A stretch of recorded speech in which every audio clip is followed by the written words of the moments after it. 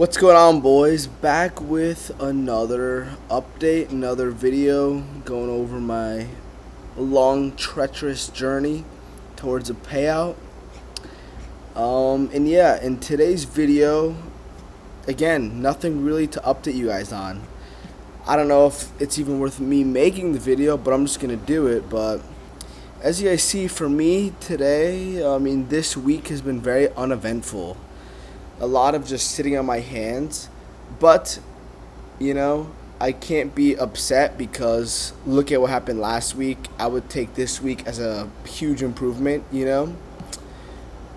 I just didn't get any nice price action, and today we'll go over what I was seeing, what I was looking at. Really tired this morning for some reason. I don't know what's been going on. I'm getting sick or something, overworking my body. But as you guys see in the 4-hour, we are trending bullish. We are reacting off of this huge 4-hour gap. We're holding it. We're reacting nicely off of it. So I want to see highs get taken out, right? I have this high. We go to the hourly, and I had this high as well right here, which is also London high. But as you guys see, we had a lot of hourly, we had a big hourly displacement during Asia. So I was a little hesitant on longing into these hourly for bearish gaps, like this bearish order block and all this bearish price action. And when we see all these wicks and like this just straight chop, it's not the best conditions to be trading in, like it's gonna be really hard to find A+ trades in this sort of price action. But still, we are reacting off of that 4-hour gap, and as you guys see, bullish targets seem to be the correct ones to be going for. And yeah, let's just hop into the actual lower time frames now, so we can get rid of this 4-hour gap, because we know that that's what we're pushing out of.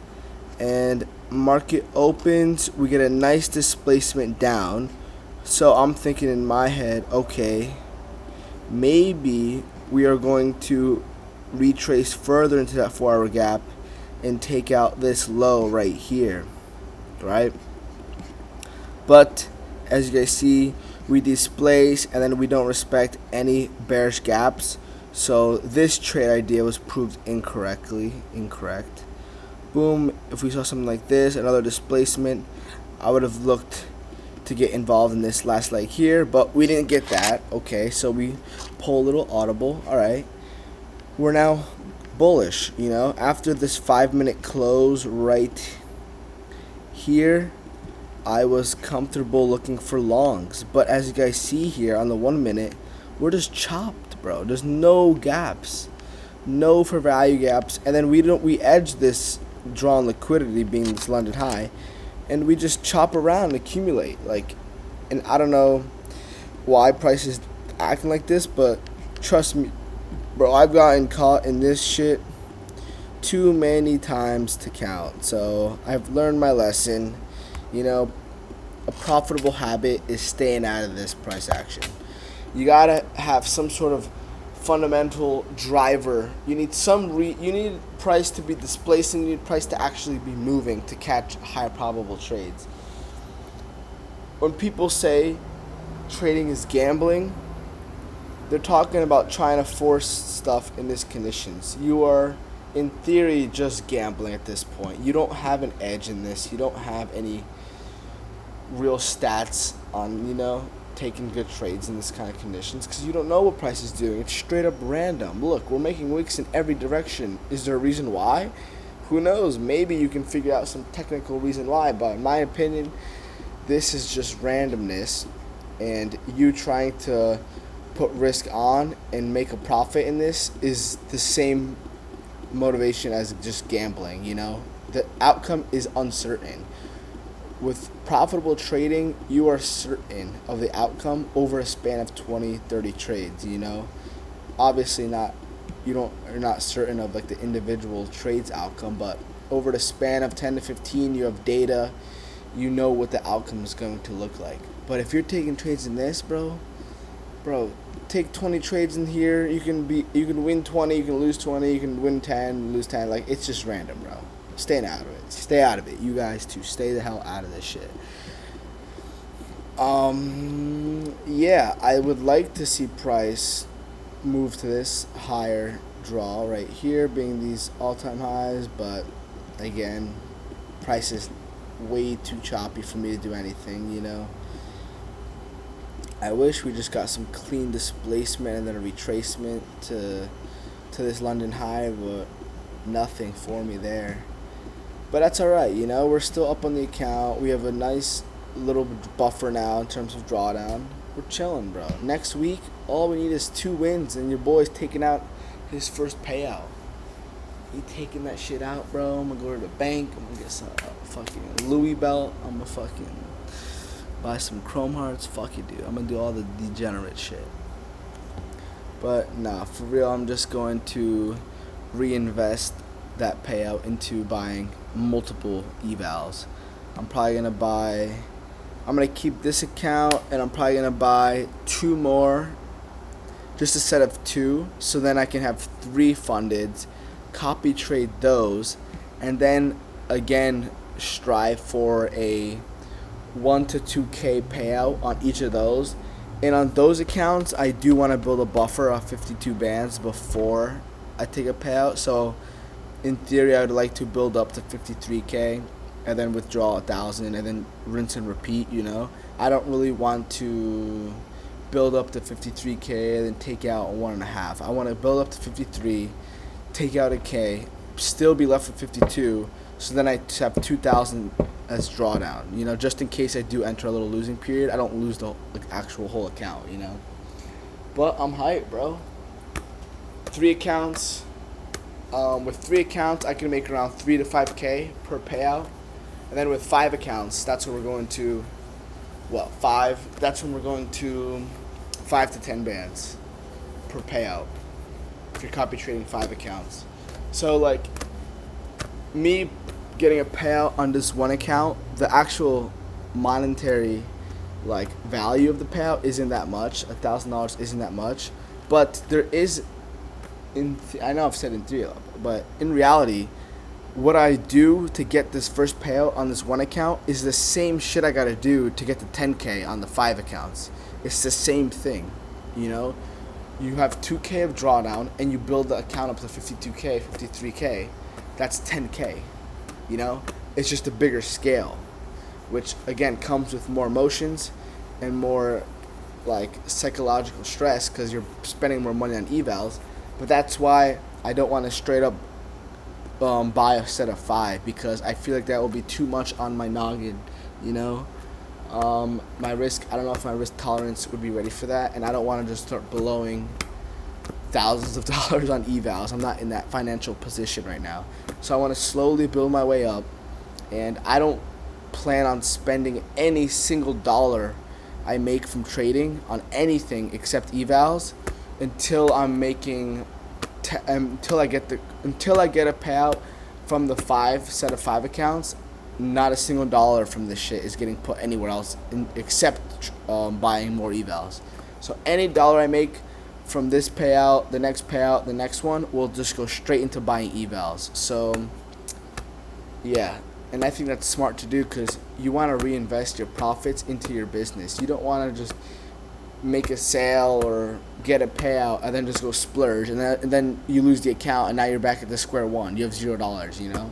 You want to get to a point where you can leverage, scale, get to the point where you're comfortable risking whatever, 500 per account, across 5 accounts. That's $2,500 risk per day, per trade. You want to get to the point where you're doing that comfortably, you know. You have enough financial cushion from all the previous payouts where you can do that sweat free. I want to, yeah, and then when I get to that point, I might up my risk per trade. So, like, I know Cole Trades and a bunch of other guys do this. The guys that are making 100 bands a month, they don't risk like 500 on that first trade of that new account. They'll risk damn near a third or a half of the drawdown. So say you get a brand new funded account, 52, you have 2K drawdown, right? A 50K account. They're risking $1,000, and they're potentially running that account up to 52K in just one trade. You know, so then anything else after that is pure profit, because you want to keep that 2K buffer. But yeah, that's another great strategy. Or you can take one big trade like that risk 1,000, risk 1,500, have an account that's already at 52K, and then just get the winning days, and then withdraw whatever, 1,500, 2,000, and then just that across 5 accounts is already 10 bands, bro. Dude, I can already see making 10K a month really isn't that hard. Like I would have already gotten the payout if I just didn't fuck myself last week, bro. If I didn't get in my own way and over leverage and over trade, I would have literally gotten that payout by now. But you know what I mean? Hindsight, you know, you learn lessons with this shit, you know. And I think that last week needed to happen because I developed the mentality that my thoughts going into each market open is very, very important for the outcome of that day. Like if I go into the market with the wrong expectation, the wrong mindset, I'm way more likely to make bad decisions. So, and the only way you're gonna realize that is by making the bad decisions, you know. So I made those bad decisions last week, and now I realize like it's okay to not trade. You're building a good habit from practicing that, from like you being able to sit there and not make any single trade and what you watch the market for 2 hours. You're showing yourself that you're disciplined. You're showing yourself that you're not just a dopamine junkie. You're showing yourself that you're doing this for the right reason. You're not doing this just to get adrenaline, just to get thrill. You're doing this in a professional manner where you're actually trying to make money, you know? So a lot of motherfuckers, I'm telling you, they pick up trading and they want to trade because it's exciting and it's a thrill. It reminds them, gives them that similar feeling of gambling. But this is nothing like gambling, bro. When I'm gambling, I'm hype, I'm excited, I'm adrenaline, having fun.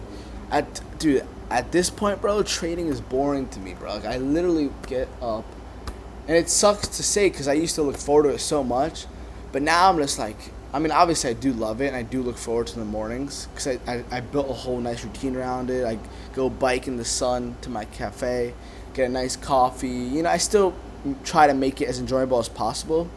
But when I'm actually sitting there looking at these fucking candlesticks on the chart, I'm bored as fuck, dude. Because if I have my drawn liquidity and price isn't displacing towards it, there's literally nothing for me to do. There's nothing, you know? And the more I try to do, the more I'm going to lose. The more I'm going to go backwards. There's literally nothing to do. So it's boring as hell. I wish every day you can get opportunity, man. I wish that was the case, but it's just not. Look at this week. Only one real good setup. And besides that, peanuts. Fucking peanuts. And even back testing and forward testing on FX replay, I've also realized this, that sometimes on FX replay, I just do it just to get the dopamine hit of a win. And whenever I do that, I lose so many more trades, you know?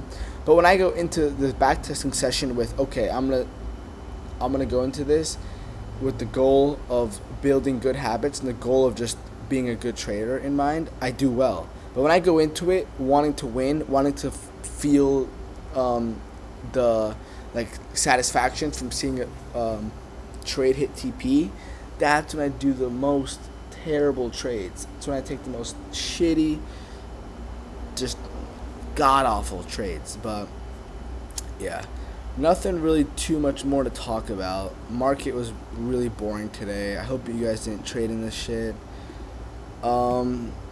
If you like the video, comment, subscribe, like it. Let me know what you guys are feeling. Update me on your trading journey. If you have questions, ask me, you know. I know I'm not profitable yet, but I feel like I have learned a lot and I do know a lot. So I could potentially help some people. in my own way, but of course, take what I say with a grain of salt. I haven't even gotten a single payout yet. But I know you know that I'm close. I know you guys watching know that I'm close. Because you guys watch these other traders that are making a hella bread. You guys know I'm on the fucking right path. You know, the results are just a little delayed.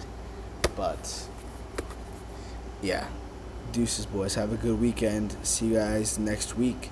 Hopefully, it's the week I finally get my first payout. We'll see, though. Alright, see you, boys.